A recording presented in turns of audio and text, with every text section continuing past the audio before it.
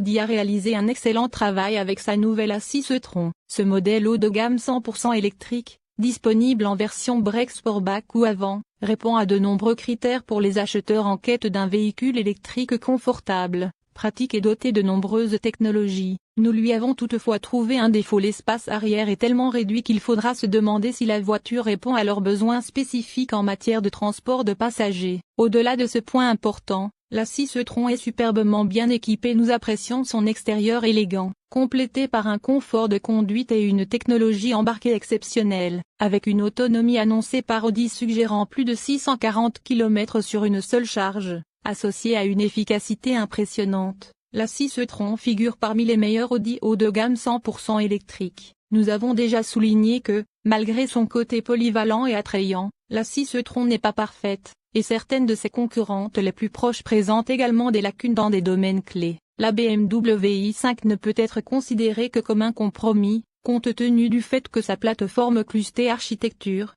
CLAR, est conçue pour accueillir toutes sortes de motorisations, du moteur thermique pur à l'hybridation légère, en passant par l'hybride rechargeable et le tout électrique. L'analyse des chiffres révèle davantage de détails. Le modèle i5 40e offre une autonomie bien inférieure à celle de la 6 e-tron équivalente, principalement en raison de sa batterie plus petite et de son efficacité énergétique inférieure. La BMW et sa concurrente proche, la Mercedes EQS, offrent certes plus d'espace à l'arrière que l'Audi A6 e-tron. Le EQS, en revanche, peine à atteindre son autonomie officielle et est extrêmement décevante à conduire, à tel point que nous aurions du mal à en recommander l'achat. Si vous n'avez pas besoin de transporter régulièrement des passagers de grande taille à l'arrière, la 6 e-tron est sans aucun doute la berline électrique haut de gamme idéale. Certes, elle n'offre pas les codes Audi traditionnels du design minimaliste ni les moteurs thermiques séduisants, mais elle offre une autonomie de pointe, un confort de conduite exceptionnel et un rapport qualité-prix exceptionnel.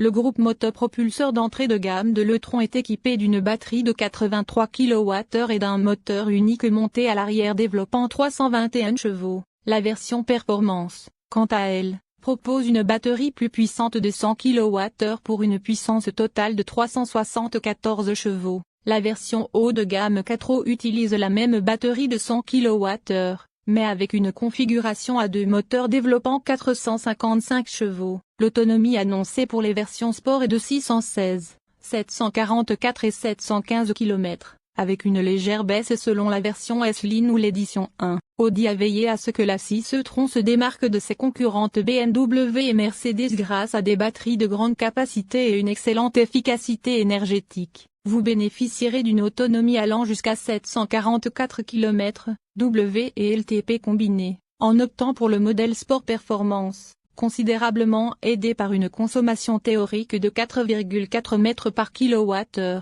Lors de notre essai, nous avons obtenu environ 3,9 mètres au kWh, ce qui est correct compte tenu des fortes montées rencontrées sur notre parcours vallonné et des jantes alliage de 21 pouces plus grandes. En comparaison, la BMW i5 40e Sport est plus chère que la 6 e-tron, offre une puissance légèrement inférieure et ne peut atteindre qu'une autonomie moyenne de 616 km. Le modèle Mercedes EQS 350 Plus AMG Line ne peut pas non plus surpasser l'Audi en termes de kilomètres parcourus avec une seule charge.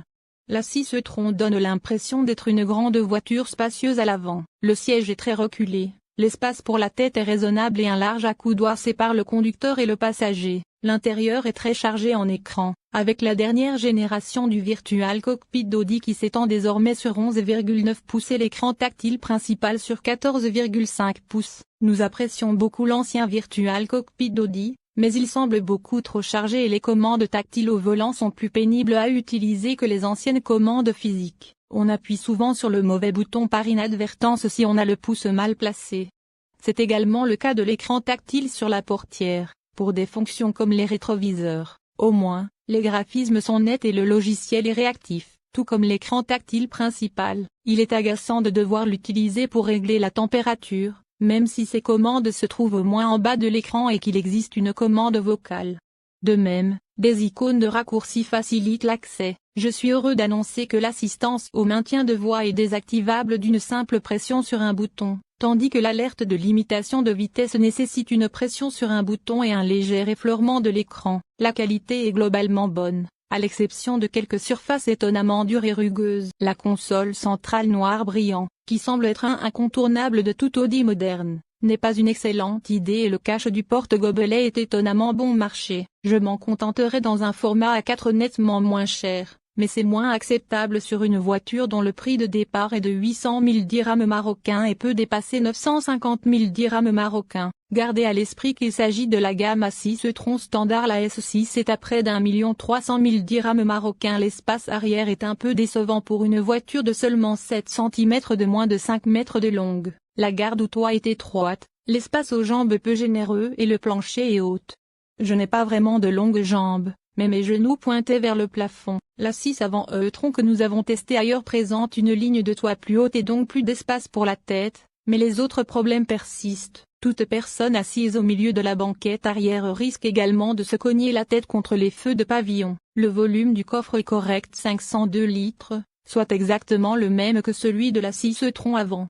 Il faudra rabattre les sièges et charger jusqu'au toit pour apprécier l'espace de chargement supplémentaire. L'Audi A6 e-tron s'est illustré dans les tests de sécurité Euro NCAP, European New Car Assessment Programme, en décrochant la note maximale de 5 étoiles. Le modèle électrique d'Audi s'est distingué dans les catégories protection des occupants, sécurité des enfants, protection des usagers vulnérables et système d'assistance de série, obtenant d'excellents résultats sur l'ensemble des critères évalués. L'Audi A6 e-tron affiche un score de 92% en protection des occupants adultes, une performance proche du maximum, garantissant une sécurité optimale à ses passagers. Les testeurs d'Euro NCAP ont également salué l'efficacité des systèmes post-collision, incluant des fonctionnalités comme les fiches techniques de secours pour les services d'urgence et le CAL. La 6 e-tron suit ainsi la voie tracée par l'Audi Q6 e-tron, premier modèle de la marque évalué dans cette catégorie il y a quelques mois. En matière de sécurité des enfants, la berline électrique atteint un score remarquable de 91%,